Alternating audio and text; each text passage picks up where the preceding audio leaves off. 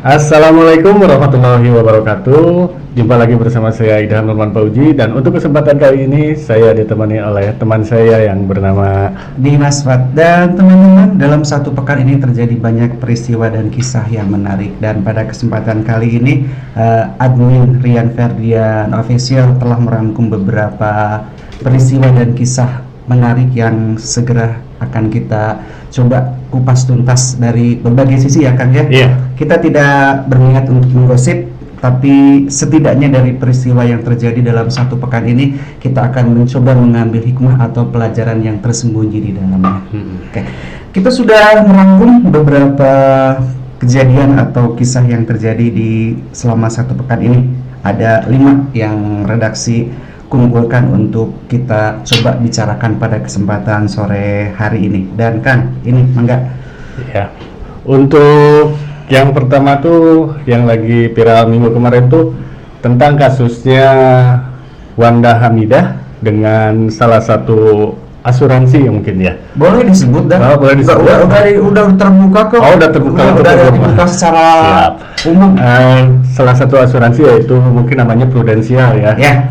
Kasusnya Wanda Hamidah dan Prudensial memang menarik perhatian kita semua karena ternyata seorang Wanda Hamidah saja ya yang notabene adalah Seorang public figure gitu. public figure, politisi, artis. Sepertinya dia adalah seorang yang pintar, teliti dalam segala hal, tapi harus mengalami kejadian seperti ini. Iya. Dimana pada kemarin dalam kasusnya seperti yang diceritakan oleh Wanda Hamidah di laman Instagramnya bahwa beliau telah mengklaim jasa asuransi dari Prudensial ketika anaknya harus menjalani perawatan atau pembedahan karena cedera tulang sekitar 60 juta biaya yang dibutuhkan. Ternyata yang di cover cuma 10 juta. 10 juta. 10 juta. Jadi iuran selama ini tuh selama beberapa tahun ke belakang tuh, nah uangnya itu dikemanain? Nah, bisa kita hitung dari pengakuan Wanda Hamidah bahwa beliau ini hampir 12 tahun menjadi lumayan juga ya. Menjadi nasabah atau klien dari jasa asuransi tersebut. Bisa dihitung ketika di awal itu Wanda Hamidah dengan 4 orang anggota keluarga membayarkan premi sebesar Rp500.000. Itu untuk kartu yang merah. Yang merah ya. Kemudian di-upgrade ke hitam. Jadi 750 sampai dengan 1 juta per bulan. Per bulan. Per jiwa juga. Kemudian ditambah 1 anggota keluarga lagi lahir, itu juga sama. Langsung dimasukkan ke hitam. Asuransi tersebut. Ke kartu. Yang jadi pertanyaannya adalah, apakah mungkin selain Wanda Hamidah pun banyak klien atau nasabah dari asuransi yang mengalami nasib seperti itu? Saya rasa ada juga sih, cuman tidak di blow up seperti Wanda Hamidah. Kebetulan beliau itu kan seorang public figure. Mungkin juga kalau yang lainnya itu merasa ada yang tertipu atau gimana juga, tingkat keberaniannya tidak berani apalagi kalau orang-orang awam seperti kita, penuh ketakutan, kekhawatiran ini itu, ketika ingin membuka hal tersebut tentu saja sesuatu yang sangat riskan. Beda dengan Wanda Hamidah, memang dia punya power tersendiri, langsung membuka permasalahan tersebut, dan publik pun, netizen Indonesia khususnya merespon dengan cepat. Bahkan mereka berbagi pengalaman juga ternyata ada banyak. Iya, mungkin dengan di blow up-nya salah satu kasus yang dialami oleh Wanda Hamidah itu mungkin menjadi salah satu acuan untuk beberapa orang yang mungkin merasa terkena imbasnya atau pernah tertipu oleh asuransi manapun juga gitu. Jadi seperti dikasih jalan supaya lebih berani untuk membuka kasus ini gitu, atau kasus-kasus yang lainnya. Betul sekali. Dan inti dari semua itu adalah ketika di awal kita ingin mengikut sertakan anggota keluarga di asuransi, mungkin lebih baik kita teliti ya. Sekelas Wanda Hamidah saja harus mengalami hal seperti itu. Apalagi kita gitu, yang kadang-kadang ceroboh dan lain sebagainya.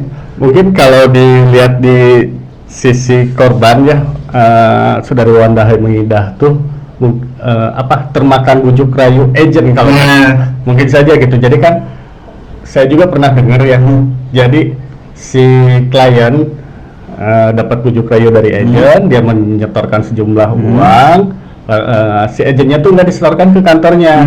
Jadi kemungkinan pas mau ngajuin klaim atau itu tuh tidak tercatat di sistem di kantor. Jadi ada juga yang seperti itu mungkin saja atau gitu. mungkin bisa jadi ketika Wanda Hamidah proses asuransi tersebut ada beberapa hal yang tidak secara detail dia perhatikan, misalkan yang mana yang di cover, yang mana yang tidak di cover. Karena seperti yang kita tahu kan, kalau penyakit bawaan dalam artian ketika kita daftar di satu asuransi, kita memiliki riwayat penyakit yang sudah ada, kan biasanya tidak di cover kan ya? Iya, rata-rata seperti itu. Gitu. Tapi untuk kasus kali ini kan Wanda Hamidah tuh kalau nggak salah anaknya tuh mengalami kecelakaan, cedera karena atlet. Nah, harusnya harusnya memang di cover sama pihak asuransi. Nah, pembelajaran untuk kita semuanya teman-teman, bahwa dalam hal sekecil apapun apalagi menyangkut uang, kita memang harus lebih berhati-hati lagi daripada ribet. Misalkan bukan kita mau ngomporin orang untuk tidak pakai asuransi ya, daripada misalkan ribet, lebih baik kenapa tidak kita sisihkan saja uang kesehatannya untuk kita tabung atau yang jelas-jelas ya, yang punya pemerintah gitu, BPJS kayak gitu ya. Meskipun prosesnya agak ribet juga ya, kalau misalnya berobat tuh harus gitu ya. Ya, oke. Tapi kabar terakhir dari Wanda Hamidah tanggal 16 Oktober kemarin, beliau sudah memposting kembali di laman Instagramnya bahwa permasalahan dengan pihak asuransi sudah bisa diselesaikan. Beliau sudah bertemu dengan petinggi asuransinya, dan kabar baiknya adalah seluruh biaya pengobatannya sudah di cover oleh pihak asuransi. Ini yang di blow up ya, yang orang banyak tahu. Kalau yang tidak, ya mungkin banyak juga. Saya juga sempat sih ya lihat di salah satu di YouTube kalau nggak salah, ada orang marah-marah datang ke salah satu kantor asuransi, ngomongnya gitu, penipu lah, inilah. Nah, yang justru yang harus diperhatikan tuh dari kitanya dulu. Jadi sebelum kita invest atau membeli produk dari asuransi tersebut, alangkah baiknya kita lebih teliti terlebih dahulu, dilihat dari syarat dan ketentuannya seperti apa, terus kebijakan nanti kedepannya juga seperti apa. Oke. Itu adalah pembelajaran yang bisa kita ambil dari peristiwanya Wanda Hamidah dan Prudensial. Dan berikutnya teman-teman, kita juga masih merangkum satu peristiwa yang terjadi di pekan ini, yaitu di mana Rahel Fenya, salah seorang selebgram terkenal tanah air, yang keluar atau kabur dari karantina di Wisma Atlet, yang seharusnya beliau ini dikarantina selama 8 hari ya. 8 hari, tapi di hari ketiga selebgram Rahel Fenya sudah keluar dari karantina di Wisma Atlet. Dan mirisnya adalah setelah ditelusuri, ternyata Rahel Fenya ini bisa lolos karena bantuan salah seorang oknum dari TNI yang berinisial RFS. Ya, dan itu mirisnya di sana. Yang ingin kita catat bahwa karantina itu adalah sesuatu yang diwajibkan ketika kita setelah melakukan bepergian dari luar negeri ya. Kemarin-kemarin memang kebijakan pemerintah adalah 8 hari. Ini tentu saja ditujukan atau manfaat dari itu semua adalah untuk memutus rantai atau mencegah penularan COVID-19. Dari kasusnya Rahel Fenya, ketika yang bersangkutan tidak melaksanakan karantina sesuai ketentuan, berarti sudah mengancam kesehatan semua. Ini ya mungkin itu salah satu bukti bahwa pandemi itu sekarang masih ada, belum benar-benar hilang. Jadi semua kebijakan pemerintah yang dikeluarkan ke pemerintah, baik itu untuk maksudnya seluruh rakyat Indonesia itu harus mentaati peraturan itu gitu. Tidak ada golongan apa, baik itu yang di bawah, yang di atas, tetap aja gitu harus mengikutinya. Soalnya kan setahu saya itu kalau yang dari bepergian dari luar negeri itu harus dikarantina. Betul. Nah, kalau nggak salah tidak hanya Wisma Atlet ya. Tidak. Ada juga hotel yang dituju yang memang sudah ditunjuk pemerintah. Namun ketika proses karantina dipilih di hotel, biaya karantina itu dibebankan kepada yang bersangkutan. Kalau Wisma Atlet itu gratis pemerintah yang menanggung, betul. Tapi kalau di hotel itu bayar sendiri. Nah, sementara Rahel Fenya 3 hari karantina sudah berkeliaran kemana-mana, berinteraksi dengan pihak-pihak di luar sana. Otomatis itu mengancam kesehatan yang lain, sehingga dari kasus ini Rahel V-nya diancam oleh hukum ya, kalau tidak salah 1 tahun ya, 1 tahun dan denda dan sebesar 100 juta rupiah maksimal. Dan saat ini pihak berwenang atau pihak berwajib pun tengah memproses kasus ini, dan dijadwalkan hari Senin yang akan datang Rahel V-nya akan dipanggil untuk dimintai keterangan. Ya, itu kan artis selegram ya. Artis selegram. Apa dia keluar dari karantina demi konten atau apa gitu? Kemungkinan, karena Soalnya kan agak boga juga, saya bisa kabur nih. Kayak gitu tuh. salah satunya itu. Terus yang paling memungkinkan adalah bisa jadi dia keluar 100 juta nanti dapat berapa ratus juta. Gitu kan. Oke, tapi paling penting dari itu semua adalah apapun kepentingan kita, urusan kita, jangan sampai membahayakan orang lain, terutama dari sisi kesehatan. Iya. Ada baiknya kita tetap mengikuti anjuran, ketetapan pemerintah, kebijakan pemerintah yang sudah diatur sedemikian rupa, dan tentu saja itu adalah untuk kita semuanya ya. Nah, itu cukup mungkin untuk Rahel V-nya ya. Kita bahas, nggak usah panjang-panjang, kasih ya. Dan berikutnya, yang berikutnya tentang Mbak Im nih, yang katanya dia memaki-maki seorang kakek-kakek ya, seorang kakek yang bernama kakek Suhud. Kakek Suhud. Ya, ini juga sempat viral. Di dalam beritanya tuh, kalau nggak salah, Mbak Im tuh lagi ngantar anaknya ya, lagi jalan-jalan sama anaknya, pakai motor, terus diikuti juga sama kakek-kakek tersebut. Nah, kayak gitu. Ya, mungkin dalam hal ini mungkin ya, kalau menurut penilaian saya tuh si kakek tersebut tuh lihat sosok Mbak Im yang di acara sudah gitu lah. Mungkin saat itu si kakek berharap dia ketiba rezeki kan. Iya. Walaupun pada pengakuannya si kakek saat itu menawarkan buku Mbak Im, menawarkan buku agar dibeli gitu. Sementara versinya Mbak Im, si kakek itu gitu, minta bantuan mengikuti Mbak Im untuk jangka waktu yang cukup lama, lumayan jauh juga. Nah, dari sini bisa kita dari teman-teman bahwasannya setiap niat baik kita memang belum tentu itu dijadikan sesuatu yang baik pula untuk orang lain ya kan ya. Kadang-kadang ada saja misalkan kejadian sisi dimanfaatkan atau bagaimana lah mungkin, tapi dari kasusnya Mbak Im ini kita juga bisa melihat bagaimana kekuatan netizen 62 plus 62 dari dihujat habis-habisan seorang Mbak Im, kemudian kehilangan subscriber sampai sekian ratus ribu, lumayan juga ya, lumayan banyak, sekian ratus ribu, belum lagi dikomporin sama teman artisnya juga. ini yang salah satu pembuat konten juga gitu. Sama. Ini yang apa ya, yang jadi lebih rame gitu. Mungkin harusnya kita saling memaklumi saja ya, bahwa saat itu bisa jadi Mbak Im dalam posisi merasa terancam karena diikuti atau mungkin saja ke situ. Tapi yang patut kita garis bawahi adalah sikap kita terhadap orang tua.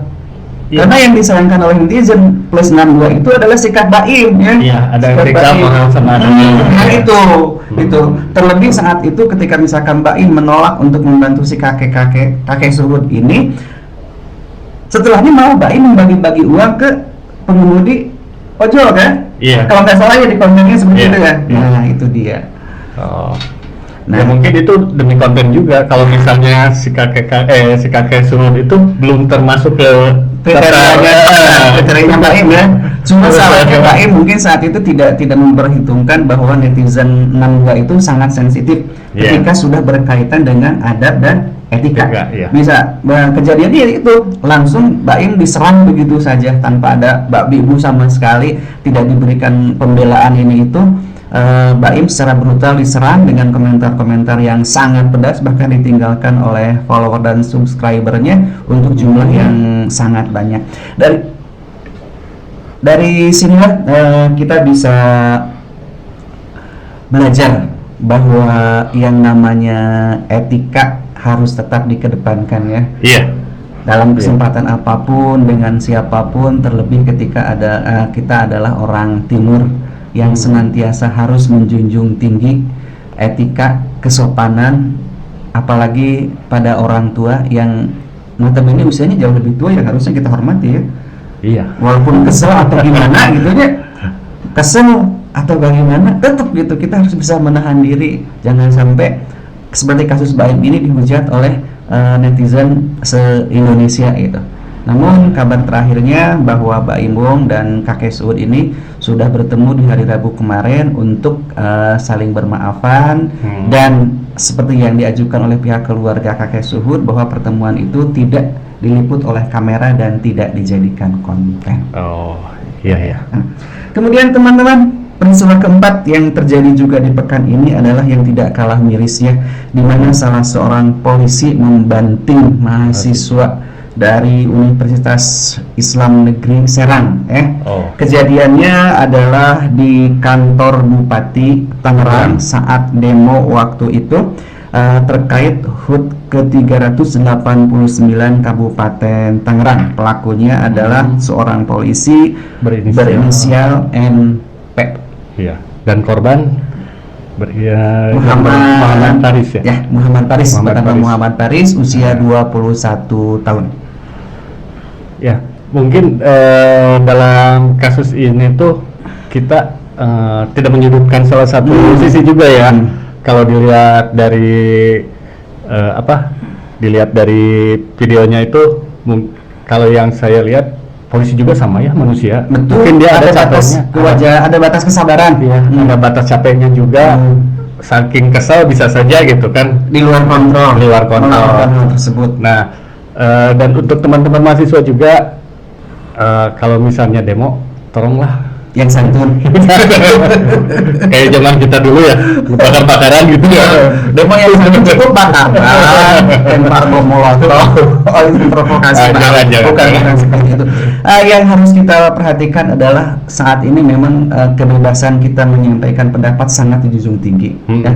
Namun bagaimana caranya agar kita tidak kebablasan, dalam artian jangan sampai kebebasan tersebut membuat kita merasa di atas angin gitu. Iya. Itu yang pertama. Tetap harus ada batasan. Soalnya kita kan negaranya juga negara hukum, ada aturan yang membatasi juga, tidak seenaknya gitu dalam melakukan penyampaian pendapat ya. Pendapat juga gitu kan.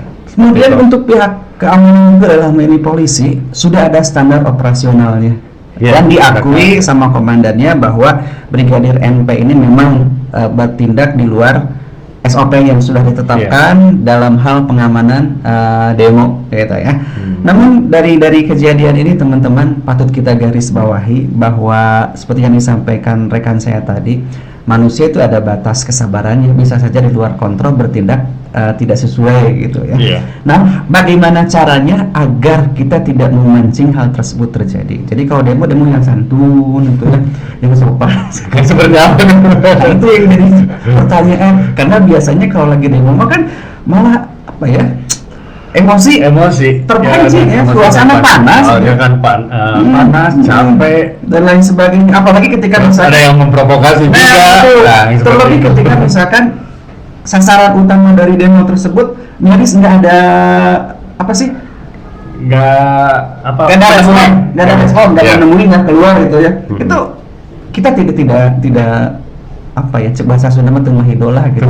Pastinya kepancing emosi lain sebagainya. Dan si pihak polisi yang tadi juga mungkin karena ya itulah manusia namanya juga, ada batas kesabaran sehingga bertindak di luar yang seharusnya, sampai dalam video yang beredar terkesan membanting si korban, dan memang korban juga sempat pingsan, muntah-muntah, bahkan sempat dirawat di salah satu rumah sakit. Dan alhamdulillahnya saat ini mahasiswa tersebut Muhammad Faris sudah kembali ke rumahnya setelah dirawat beberapa hari di rumah sakit Ciputra. Kalau saran saya sih untuk para mahasiswa ya, sebelum demo tuh lebih baik olahraga fisik dulu gitu biar kuat takutnya ke depannya, biar dibanting apa gitu ya. Ya, tapi jangan sampai ada kejadian seperti ini lagi lah. Urusan banting-membanting antara polisi dan mahasiswa cukup terjadi di Tangerang saja. Ya. Dan kabarnya oknum tentara Brigadir ini juga saat ini sedang diproses terkait dengan tindakannya yang di luar SOP pada saat mengamankan demo mahasiswa di kantor Bupati Tangerang. Ya, untuk yang terakhir mungkin yang kelima ya. Betul. Kita akan membahas PON ke-20 Papua yang alhamdulillah untuk pertama kalinya setelah kita merdeka selama 76 tahun, PON sudah bisa diadakan di Papua. Iya. Itu salah satu bukti bahwa di pemerintahan itu tidak ada tidak ada diskriminasi, pilih kasih atau apa. Jadi semua provinsi itu mampu untuk melaksanakan salah satu acara olahraga ini. Ya, terlebih di eranya Presiden Jokowi, Indonesia bagian timur dalam hal ini adalah khususnya Papua mendapatkan prioritas yang luar biasa. Pembangunan, pemerataan sudah sangat dikedepankan sehingga untuk saat ini mungkin kita tidak akan menemukan lagi ya harga semen satu saknya sampai 500.000 gitu ya, atau bahan bakar 1 liternya sampai 100.000 gitu. Karena Presiden Jokowi bahkan di awal pemerintahannya pun sudah mengambil kebijakan bahwa satu harga antara timur dengan barat sama semuanya, dan pembangunan pun sampai saat ini sudah sangat merata kalau kita lihat ya. Iya. Terlebih kesempatan apapun nggak jauh berbeda. Seperti sekarang PON bisa dilaksanakan di Papua.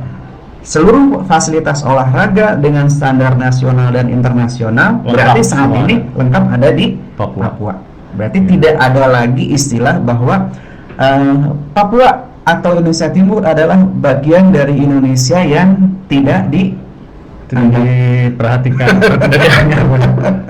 Jadi tidak ada diskriminasi lagi ya untuk sekarang tuh. Jadi semuanya sama kita. Iya, Indonesia adalah tetap satu, mau timur, mau barat, mau tengah, Papua, Aceh, Jawa dan sebagainya, kita adalah tetap sama Indonesia. Iya. Dan pemerintah dalam hal ini Presiden Jokowi sudah sangat mengedepankan asas keadilan bagi seluruh warga Indonesia. Jadi pembangunan tidak ada istilah misalkan kalau dulu mah modelnya masih di Jawa ya. Lebih banyak di Jawa ya. Banyak di Jawa gitu, pembangunan jalan, tol, pabrik lain sebagainya. Sepertinya sasarannya adalah di Pulau Jawa. Kalau untuk sekarang kan di Sumatera tuh tol udah dibuka, ada Trans Sumatera. Terus kalau nggak salah di Sulawesi itu lagi pembangunan kereta api ya. Kereta api di Sulawesi itu udah ada. Nah mungkin untuk kedepannya juga di Papua bisa lebih baik lagi dari sekarang. Ya, yang pasti infrastruktur sekarang sudah tidak jauh ketinggalan dibanding dengan di Jawa ya. Papua kayak jalan juga udah lebih bagus. Kemudian tol laut juga sudah ada untuk bisa menjangkau harga sama dengan di Pulau Jawa. Harga pangan, harga lain sebagainya sama di Pulau Jawa. Dan inilah satu pembuktian dari pemerintah bahwa Papua atau provinsi manapun di belahan Indonesia Timur sama. Ya. Dan untuk ngomong-ngomong masalah PON nih, sementara kontingen yang menang siapa ya? Masih Jabar. Untuk kontingen kali ini keluar sebagai juara adalah Jawa Barat, sama seperti PON 4 tahun yang lalu, di mana Jawa Barat mengantongi 133 medali emas, 105 perak, dan 115 perunggu. Kemudian diikuti oleh DKI Jakarta di detik-detik akhir yang langsung menyalip ke posisi 2 setelah mendapat tambahan dari satu cabang olahraga apa gitu ya. Iya. Basket triantri kalau nggak salah ya. Aja DKI Jakarta dengan 110 emas, 105 perak dan 116 perunggu. Kemudian disusul oleh Jawa Timur dengan perolehan medali emas sebanyak 110, peraknya 89 dan perunggunya 88. Baik, selamat untuk Jawa Barat yang sudah menduduki puncak prestasi di PON 20 Papua. Semoga bisa tetap berjaya. Begitupun untuk DKI, Jawa Timur dan provinsi-provinsi lainnya ya. Bisa semakin lebih mengedepankan lagi pembinaan olahraga di masing-masing daerah. Dan paling penting dari itu semua adalah tujuan PON itu sendiri bukan hanya sekedar mendulang prestasi, tapi adalah bagaimana caranya kita mempersatukan seluruh nah ini yang paling penting, sehingga kalaupun ada kejadian-kejadian di luar sportivitas kayaknya ada. Jangankan untuk di PON, di pipa aja suka ada ya, Suka ada, olimpiade ya. kayak gitu juga. Jadi Suka. sulit itu menjadi Itu masalah emosional, masalah emosional. Kembali ke sifat manusia tadi Iya. ya, sebenarnya.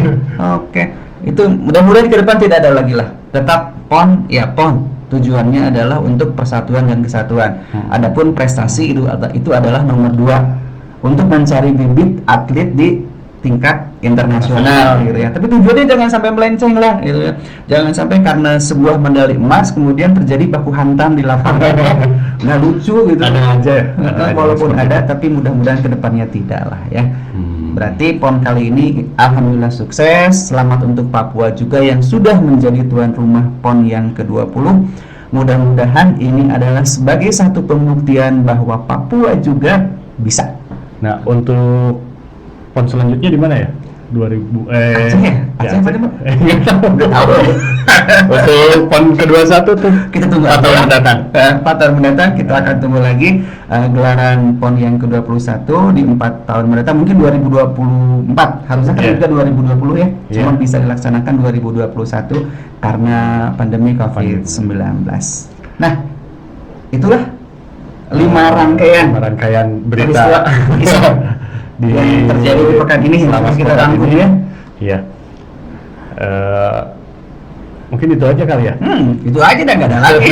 Kita sudah 5 peristiwa yang Iya. kita rangkum di pekan ini. Mudah-mudahan dari obrolan tadi ada hikmah dan pelajaran yang bisa kita ambil. Karena yang paling penting dari kita muda selaku pemerhati ya. Iya. Selaku pemerhati berarti setiap peristiwa yang terjadi kita ambil hikmahnya, Bukan kita ambil kritikus juga pelajaran. tapi ya, memperhatikan bukan menjadi kritikus juga ya. Bukan, hanya pembelajaran Hanya saja pembelajaran agar saja. kita Diambil. tidak juga melakukan hal yang sama. Nah, itu. Diambil dari sisi baiknya aja. Oke. Terima kasih untuk semuanya. Kita segera pamit ya. Iya. Mungkin ketemu lagi nanti di minggu depan. Insya Allah. Insya Allah. Mudah-mudahan tidak ada yang aneh-aneh lagi. Jadi tidak perlu diangkat di pemberitaan kita di pekan depan. Akhirnya saya Mas Fat dan rekan saya Idham Norman Fauji. segera pamit diri. Terima kasih untuk waktu dan kesempatannya. Insya Allah kita dipertemukan kembali di pekan depan. Ya. Ya. Sekian dulu dari kami berdua. Wassalamualaikum warahmatullahi wabarakatuh. Wabarakatuh.